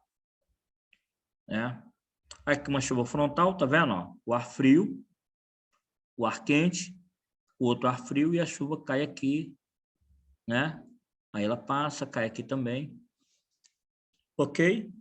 E nós temos as convectivas, né? Ocorre em situação da subida do ar contendo muito vapor d'água e que, ao ganhar altitude, entra em contato com as camadas frias, ou seja, ela vai subindo, camada fria, e sofre a condensação e posterior precipitação. O ar quente é úmido, sobe e desce frio e seco. São chuvas de grande intensidade e pequena duração, podendo ocasionar inundações em pequenas bacias. Né? Aqui as convectivas, tá vendo? Ela sobe, encontra o ar quente e ela desce, né? Nós temos também as orográficas, quando a massa de ar encontra uma barreira natural, aquilo que eu acabei de explicar para vocês sobre a região de Pernambuco, né, montanhosa, é obrigada a ganhar altitude, onde pode ocorrer a queda de temperatura e a condensação do vapor. São chuvas comuns no Nordeste, na Chapada Diamantina e no Sudeste, Serra do Mar. É isso daqui, ó. Tá vendo? Aqui, veio do mar, ela tá vindo, subindo, vai jogando. Chega aqui, ela perde força. Então, a orográfica é essa. Onde nós temos aqui no Sudeste? Nós temos aqui na Serra do Mar. Muitas vezes a chuva vem do Rio de Janeiro, morre aqui na Serra do Mar, em São Paulo, aqui, e não ultrapassa para o outro lado. A sorte nossa é que nós temos as frentes frias, que vêm sentido Argentina pegando. Só que antigamente a frente fria, o que acontecia com ela? Ela morria no mar, ela vinha mais pelo mar. Não sei que diacho aconteceu, é o homem interferindo na natureza, que ela agora vem pela terra, ela vem tipo Rio Grande do Sul, Santa Catarina, Paraná, São Paulo, Rio de Janeiro, Minas, né? Espírito Santo, às vezes chega até no Rio de Janeiro, na Bahia. Não é? Exatamente, até nevando. Olha como uma coisa está diferente o clima, né? Não sabemos como vai ser no futuro. Eu não sei como é que, com todas essas mudanças climáticas. É, isso mesmo. Daqui a um tempo o negócio vai ser totalmente diferente, né? Por causa dessas mudanças climáticas. Mas, dentro da nossa matéria, está aí. Aqui o ciclo hidrológico. Como ocorre? Isso é simples, né? A água, aqui, ó, existente em todo o planeta, encontra diferentes estados. Então, ela tem um ciclo hidrológico, que é isso daqui, ó. Você tem as águas subterrâneas, né, que vêm, você tem aqui as águas dos rios, as plantas, né? Toda essa questão tem a evapotranspiração, que é o quê? É a transpiração das plantas, né, e às vezes até dos animais, e isso vai formando parte da chuva, né? Vai transpirando, né, e vai participando. A mesma coisa acontece com rios, lagos, eles vão... O agente causador disso tudo no processo físico aí chama-se Sol. Ele que faz esse processo todo. Aí aquece, tudo isso transpira, vai, cria-se moléculas de chuva bem finas, estão lá, e elas se aglutinam caindo. E aí ela vai, infiltra-se, enche os rios, enche coisa, vai de novo para o oceano, aquece, mesmo processo. Então, um ciclo hidrológico, graças a Deus que a gente tem isso. Então, vai sempre o mesmo processo. Né? Vai ocorrendo isso. Agora, claro, regiões com mais intensidades, que tem mais águas, tem isso aqui, isso acontece. Lá no Nordeste você não tem, então o processo do ciclo é bem menor, né? Ele vai quebrando a cadeia dele lá, ó.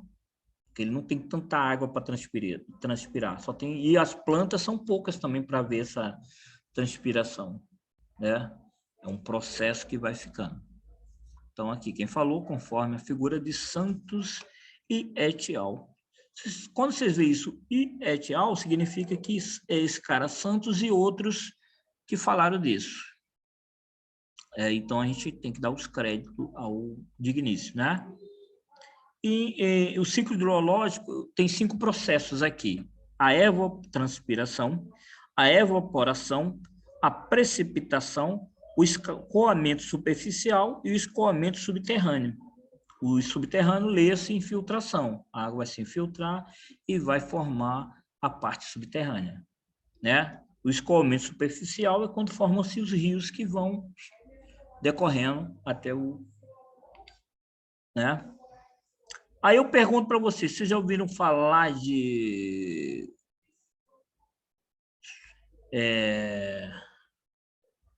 montante jusante? Eu vou perguntar para o Leandro. O que seria montante, Leandro?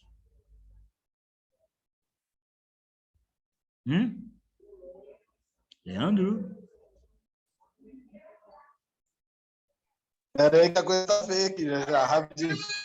Ah, tu tá agarrado no filhote, tá vendo, danado? Tu foi fazer tantos filhos assim, tu é danado, hein? E filho bonito, hein? Tá vendo? Então eu vou no Marcos Paulo, que ele não tem filho, que eu sei, então ele pode me responder isso com calma. Não é não, Marcos? É melhor, que eu tô enrolado aqui, a pirraça tá fogo. Fala, Marcos. Pergunta, Marcos. professor. A minha pergunta é a seguinte, no seu entendimento, num projeto de drenagem ou de um rio hidrológico, o que seria a jusante e o que seria montante? Esse termo vocês vão escutar muito em projeto. Ó, meu projeto está montante, está jusante. O que seria isso? Posso chutar? Pode, eu quero que chute mesmo, cara. A ideia é essa mesmo. A parte mais baixa do rio, no sentido dele?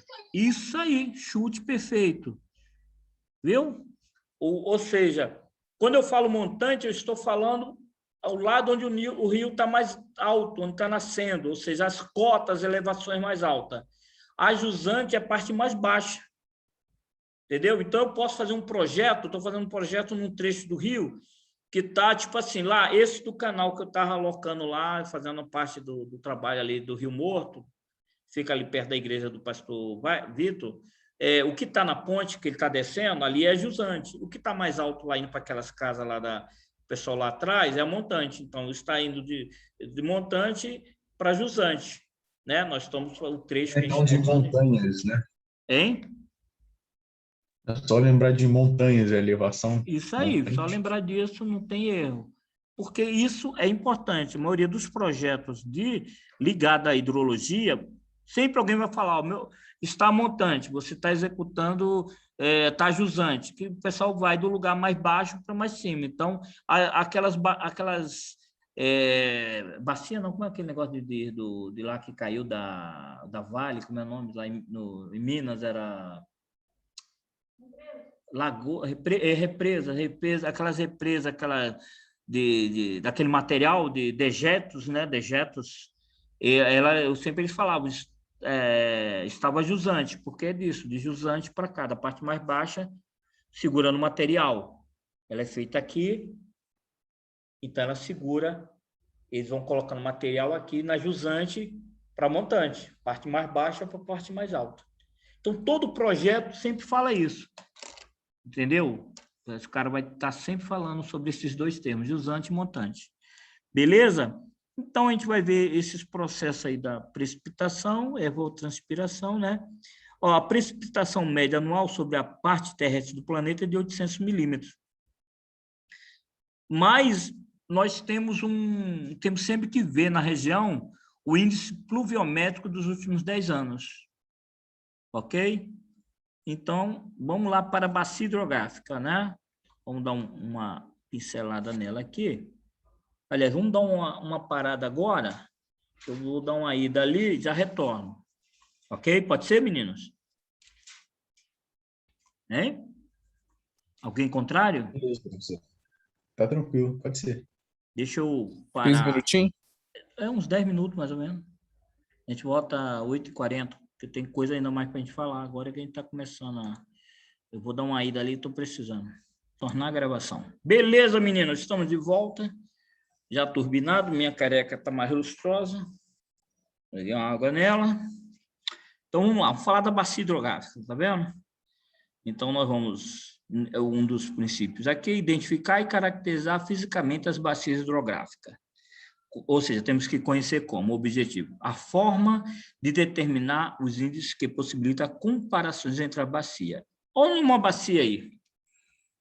Ok? Vocês estão vendo? Não está compartilhada? Tá, né? Deixa eu ver se está ou não está. Tá compartilhado direitinho. Então, olha só. Essa é uma bacia. Como eu defino uma bacia? Vamos primeiro ver o conceito de bacia hidrográfica, que está aqui, ó. É uma unidade fisiográfica limitada por divisores, olha esse termo, divisores topográficos, tal que recolhe a precipitação, age como um reservatório de água e sedimentos. É drenada por um curso d'água ou um sistema conectado de cursos d'água. E toda vazão efluente é descarregada em uma seção fluvial única, denominada seção exutória ou exutória. Figura 2.1, que é essa figura.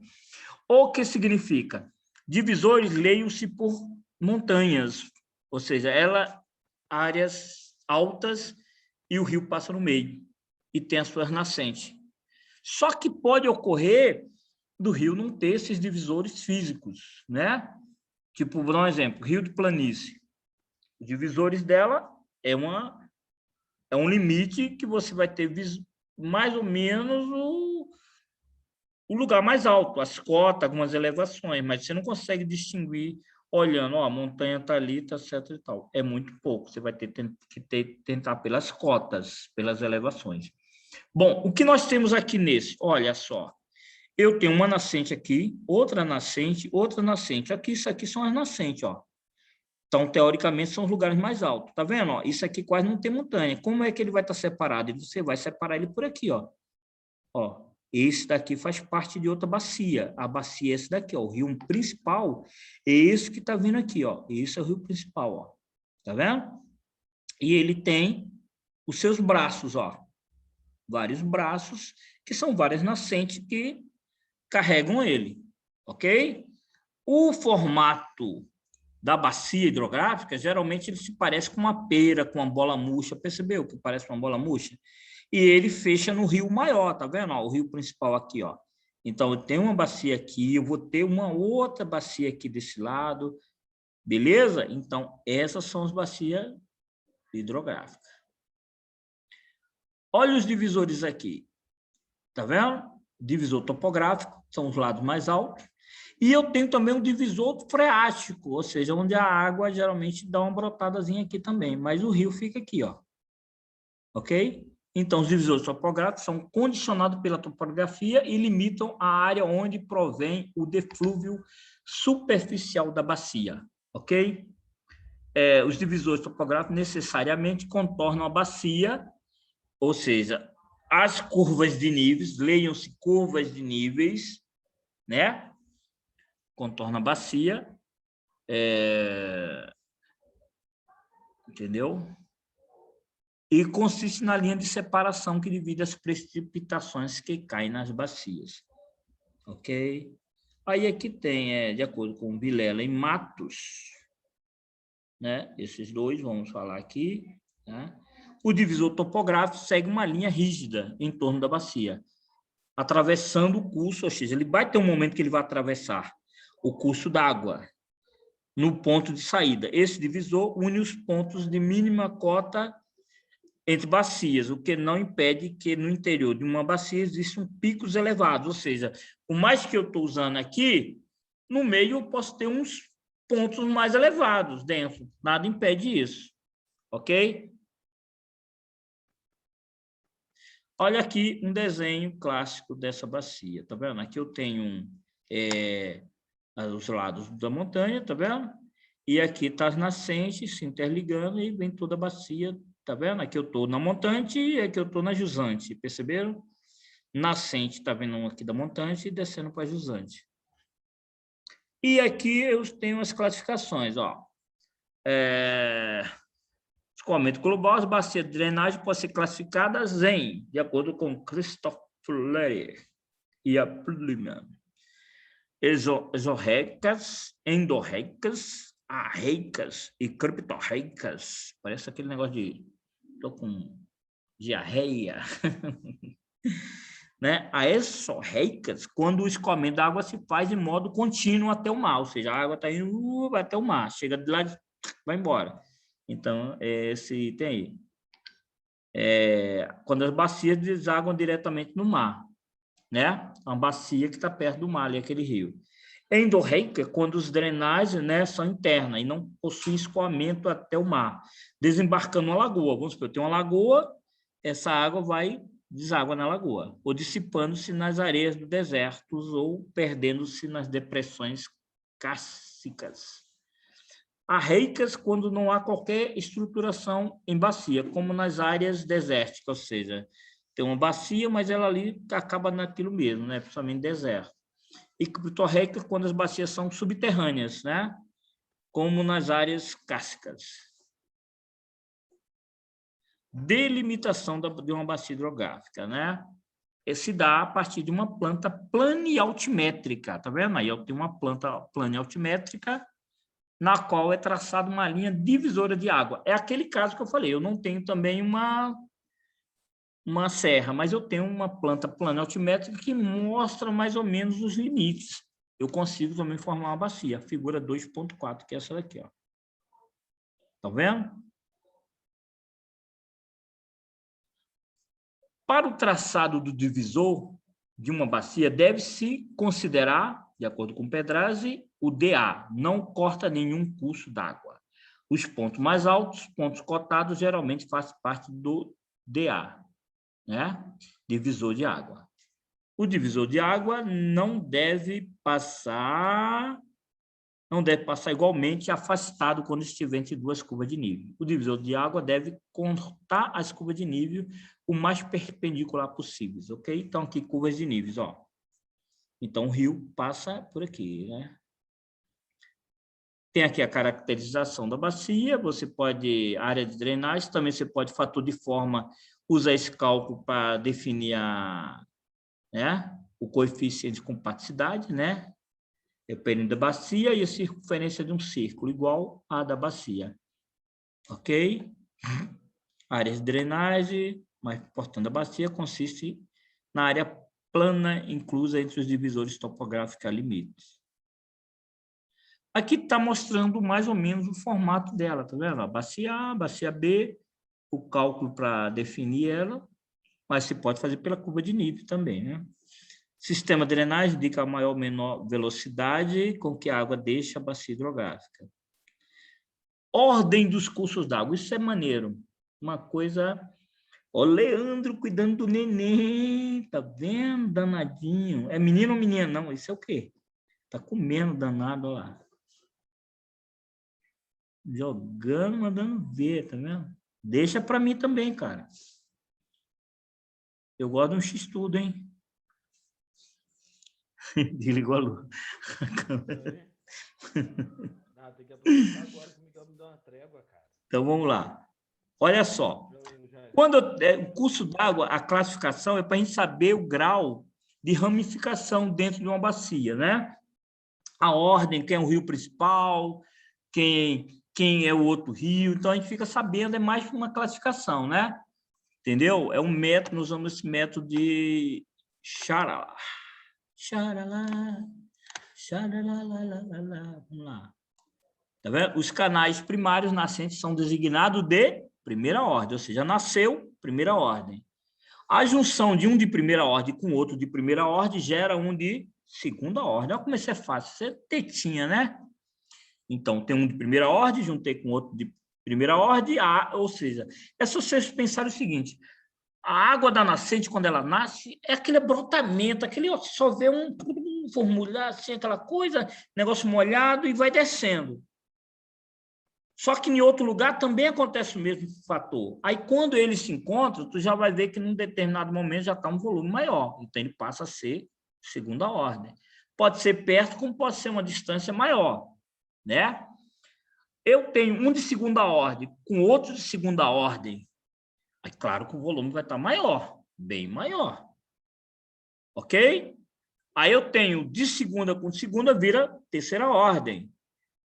Terceira ordem com outra terceira ordem, eu vira quarta ordem, que é o rio maior. Na realidade, só tem 4 ordens. Não vai ter 5. Se tiver 5, então você fez o cálculo errado. Não existe. É primeira, segunda, terceira e quarta ordem. São 4 ordens de rios. Ou de curso d'água, na realidade. Então, o exercício que nós vamos fazer é um tetinho. Isso é teta. Eu não vou nem pedir pontuação para isso, quando vocês forem fazer. Porque, porra. Então, vamos lá. Olhando aqui, eu tenho esse primeira com esse de primeira aqui.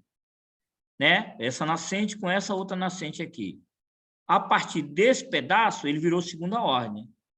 Aí eu tenho um outro de primeira e tem um de segunda. Ele vai para qual ordem? Quem pode me responder?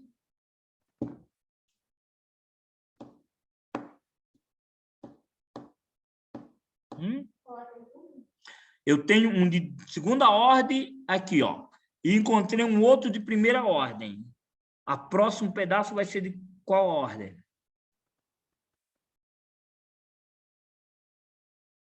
Aqui, ó. Terceira, né? Não. Continua a segunda.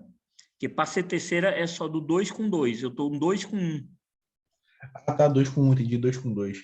Ah, ele recebeu pouca água, então ele não vai para a terceira. É a mesma coisa, você tem um 3 com 1. Ele continua 3. Entendeu? O próprio 3 com 2, ele continua 3. Fala. Entendeu, não? Vamos lá. Presta atenção. Eu tenho aqui uma nascente, que é categoria 1. Encontrei com outra nascente, outra categoria 1. Esse pedaço aqui vai ser 2. Ok? Aí esse 2, ele encontra uma nascente que vai direto para ele. Ele continua 2.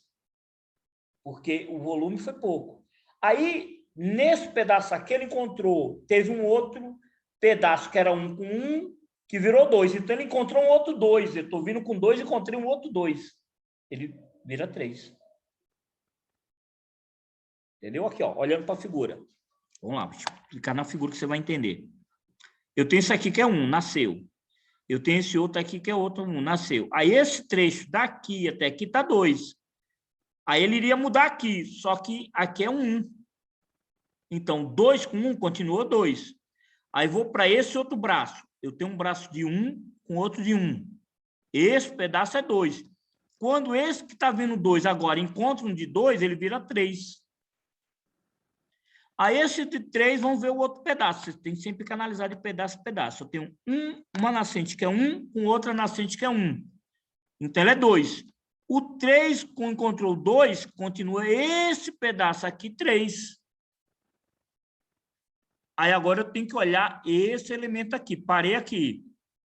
Eu tenho uma nascente 1 com outra nascente 1, foi para 2. Esse 2 encontrou de novo 1 a 1, continuou 2. Aí eu encontrei um outro braço aqui. Aí encontrei 1 com 1, esse 2. Então, 2 com 2 é 3. Quando esse 3 encontrou o outro 3, ele virou 4. E aí ele não vai mais. Acabou nessa bacia o elemento, ele só vai até 4. Então, quando você tem um par, né? Aí, no Isso. caso, você tem o par, aí você passa para outra ordem. Isso mesmo. Encontrei um 3 com 3, pulei para a quarta ordem. E aí acabou. Eu estou com 4, encontrei 1, continua 4, porque ele não vai mais essa ordem. 4 é o limite dele. Então, cada bacia chega até a quarta ordem, ou às vezes até a terceira ordem. Não necessariamente precisa essa bacia ir para a quarta, mas o limite dela é 4. Ok? Então, isso é fácil a gente classificar. Aí é o volume que vai aumentando dele. Sempre a nascente é pouca coisa, quando encontra com outro pouco, aumenta um pouco mais, aí vai para 2. Aí encontrou uma outra nascente, esse 2, continua 2. Entendeu? Essa nascente encontrou um outro mais 1, continua 2. Até ele encontrar um outro braço que ele tenha um outro 2, aí ele vira para um 3. Tá bem? Então, essa é a ordem dos cursos d'água. Método de Charalá. Beleza? Vamos para o próximo. Isso aí é tetinha, né? Vamos lá, característica do relevo de uma bacia. Estamos aqui falando sobre essas características. São dadas a partir dos seguintes elementos. Curva hipossométrica e declividade do avel. E o tempo de concentração, né? A curva hipossométrica é a representação gráfica do relevo médio das bacias. Geralmente, eu uso o cálculo da seguinte maneira. Eu tenho aqui em cima uma cota, ou seja, uma elevação, e eu tenho aqui outra elevação. Ou tenho curva de nível, que é a mesma coisa, apenas a curva de nível inteira. Se eu disser que eu tenho aqui em cima uma de 500, embaixo eu tenho uma de 100, eu tenho uma elevação de 300 metros, ou seja, um H de 300 metros entre a curva de cima com a curva de baixo. Só que eu tenho uma distância entre elas. Quando eu subtrair, achei o 300 metros e vou dividir por uma distância tipo de 100 metros, eu vou achar quanto está tendo a minha declividade por metro, ok? Ou seja, a cada metro está caindo 6 centímetros, 7 centímetros e por aí vai. Então, é uma velocidade que não acarreta tanto prejuízo para uma bacia. Centímetros já para uma drenagem já acarreta uma... Né? Ah, estou com 30 centímetros na minha drenagem. Aí, amigo, você está ferrado. Entendeu?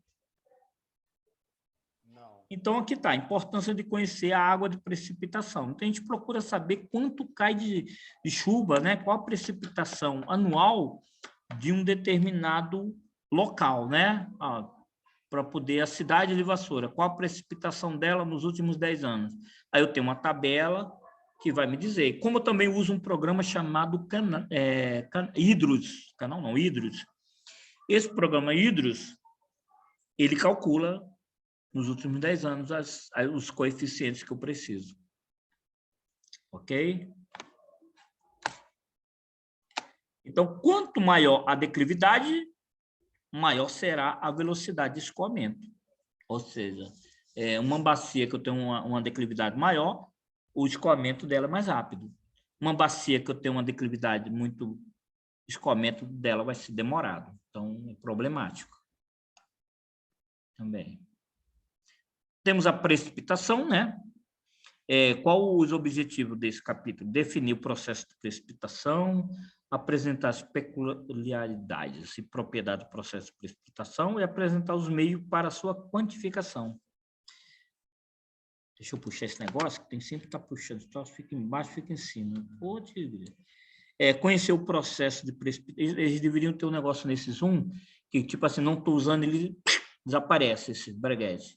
Estou usando ele, pá. Facilitava, né? Conhecer o processo de precipitação e suas peculiaridades e propriedades, aproximando-a dos processos hidrológicos. E aqui nós temos sobre a precipitação, né? Consiste na água que chega à superfície terrestre proveniente do vapor d'água na atmosfera, sob a forma de chuva, granizo, neve, orvalho e etc. As grandezas características das medidas pluviométricas são a por Pedrazi, 2004. Altura pluviométrica, né? Medida realizada nos pluviômetros e expressa em milímetros, representa a lâmina d'água que se formaria sobre o solo como resultado de uma certa chuva, caso não houvesse escoamento, infiltração ou evaporação da água precipitada. Duração, processo de tempo contado desde o início até o fim da precipitação, expresso geralmente em horas ou minutos. Intensidade da precipitação é a relação entre a altura pluviométrica e a duração, ou seja, esse primeiro item com o segundo, né? Em milímetro por hora ou milímetro por minuto.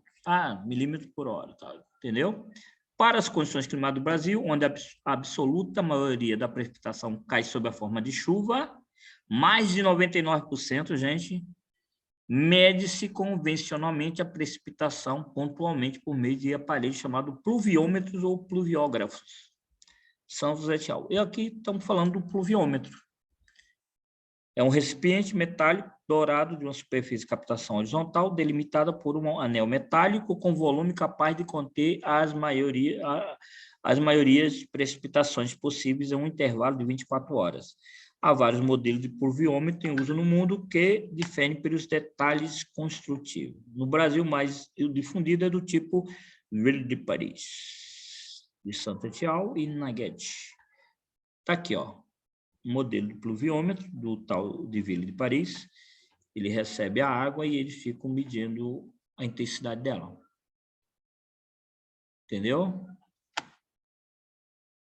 Aqui tem um pluviograma da intensidade da chuva. A relação apresentada para calcular o total diário da precipitação. Temos essa fórmula aqui, tá vendo? T igual a 10, V sobre A. V o volume, né? E a área da superfície. Cálculo simples também, centímetro quadrado.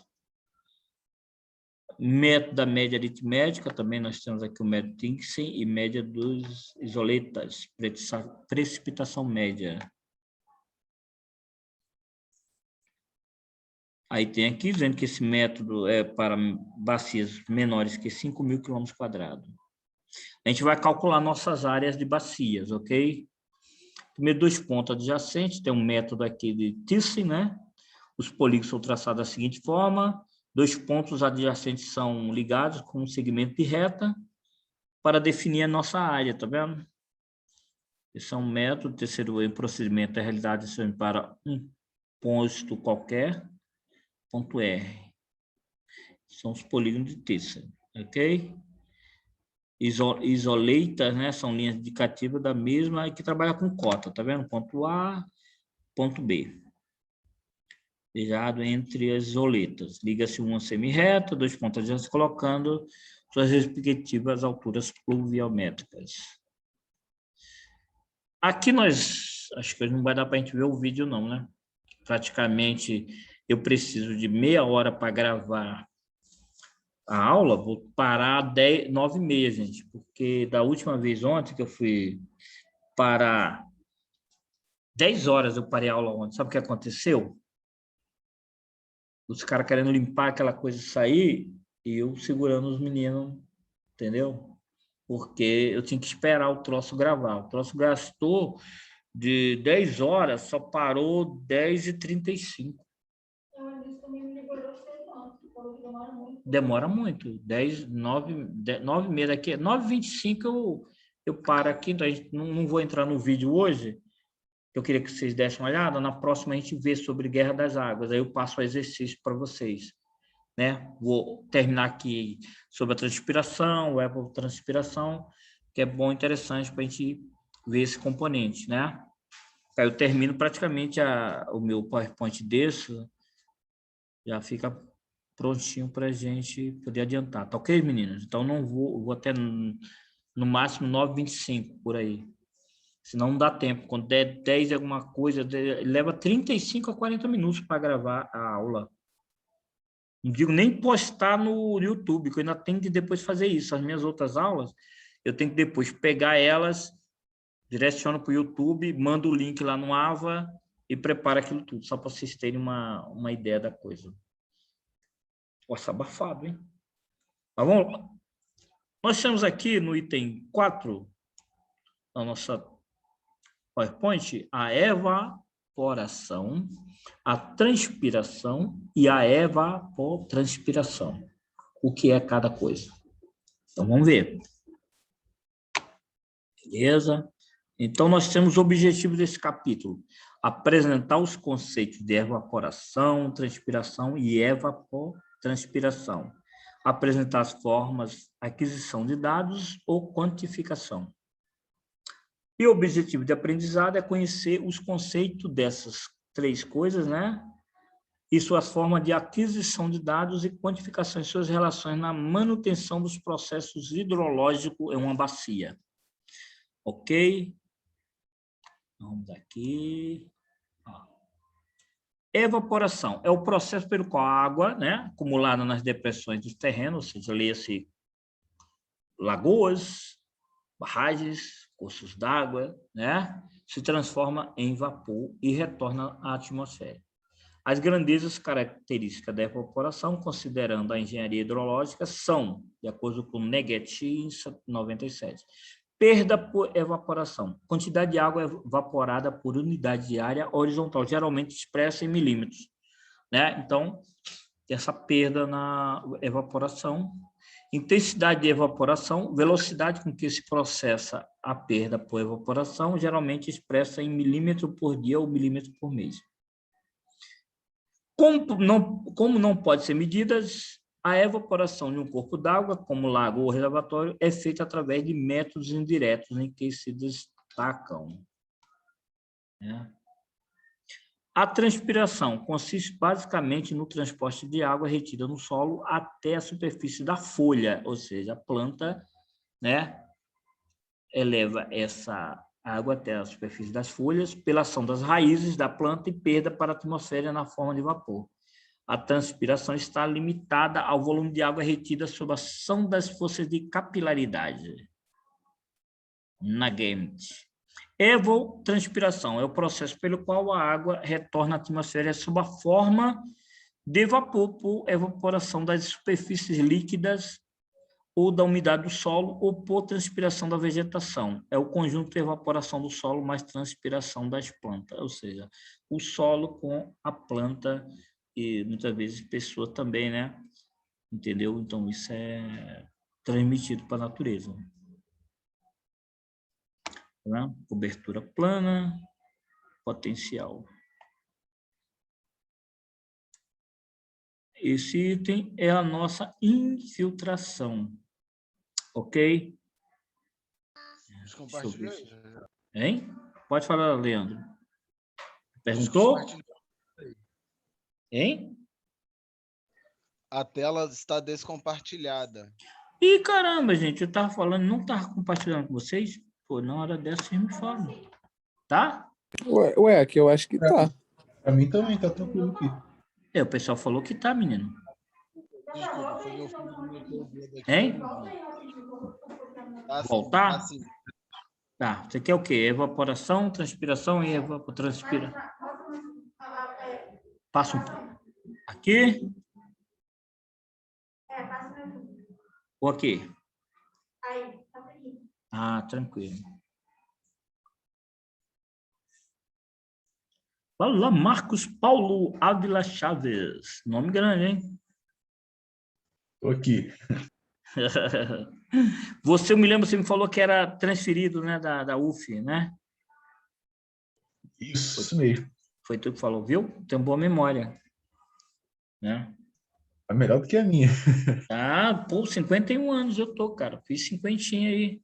51 anos. Já tomou as 2 doses, já? Tomou o quê? As 2 doses? Não entendi. Já tomou as 2 doses da vacina? Ah, tomei a segunda dose. Ela lembrou bem agora. Foi ontem. Tomei a segunda. Sabe o que aconteceu hoje? Nem consegui sair de casa. o corpo doía, dor de cabeça, dor aqui na nuca, um cansaço. Fiquei em casa deitado o dia inteiro, gente, dormindo, não consegui desenvolver nada. Tinha uns projetos, eu estou com uns projetos aí que eu peguei, mas uns negócios, graças a Deus, o Senhor está iluminando de algum. Só que eu, muita dor de cabeça. Gostou da igreja? Hein? Gostou da igreja? Gostou da igreja? Era tu que estava na igreja? Caraca, menina, era tu mesmo? Tu frequenta aquela igreja? No domingo. Que maneira, menina. Eu vou lá, né? Eu gostei, vou do próximo domingo. Eu vou lá amanhã, não é? Pô, maneira. Não, eu só posso no domingo. Eu gostei. Assim, ela é muito... Eu gosto do louvor, dessa parte de... Sabe? Putz, grila, a gente precisa, porque eu acredito em Deus, né? Eu sou agnóstico, mas eu acredito em Deus. Então, o meu agnosticismo é não acreditar muito na religião, mas acreditar em Deus, né? Pelas coisas que sempre me deu, né? Sempre eu alcancei as ideias. Eu, tipo assim, desde os 17 17 não, mas desde os 20 anos que eu moro pelo mundo. Entendeu? Meu pai morreu, eu tinha 17. Minha mãe, depois que eu deixei ela tranquila com meus irmãos, eu falei, eu quero rodar o mundo. Isso aí, então, quem me fez não desviar para um caminho errado, uma coisa, foi Deus, que sempre esteve do meu lado, né? Fazendo as coisas acontecerem e tal, me dando e botando pessoas boas, que é isso que eu sempre peço. Coloco pessoas, amigos, gente boa, gente do meu lado, tal, que eu não tenho inveja de ninguém. Isso que eu peço. De manhã acordo, eu peço isso, que me dê a paciência de não deu, porque eu sou humano, posso ter, tá entendendo? Evita que eu faça mal a alguém, que eu prejudique alguém, que eu não tenha inveja de ninguém, que ninguém tenha inveja de mim, que a gente siga a vida, né? E entrego o meu espírito ao Senhor. Então, saio. Hoje eu esqueci de conversar com ele, foi a primeira vez essa semana, mas eu conversei antes de vir para a universidade e falei, pô, Senhor, me dá um dia tranquilo, que eu possa terminar o dia. Aí eu recebi umas notícias boas também, graças a Deus, ele me deu, e eu acredito nisso. E foi bom, eu encontrei ela na igreja, você acredita?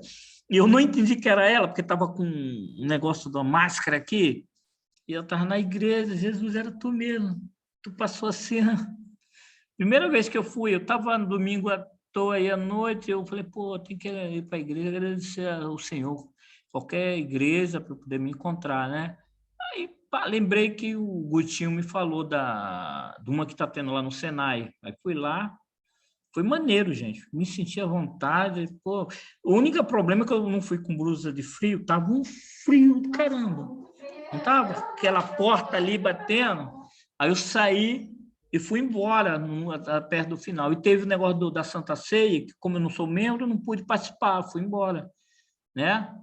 Pô, mas eu achei maneira essa igreja. A parte do louvor, é importante a gente louvor. Eu gosto muito de salmos, né? Estou fugindo da aula, desculpe, né? Eu gosto muito de salmo do Rei Davi, né? Vamos lá, então a gente falou transpiração. Já é 9h22, já. 9h22, então, menino, eu vou parar aqui. Infiltração a gente entrou, não, né? Não.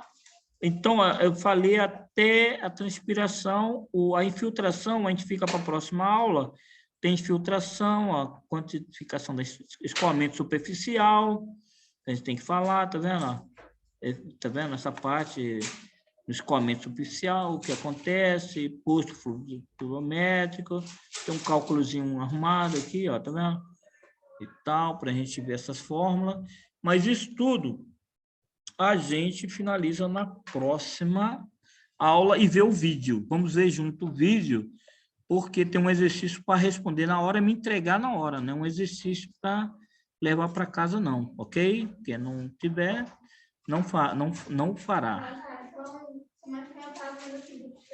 Você traz o notebook que eu instalo tudo. Deixa eu só finalizar aqui. Isso aí agora ainda não, né?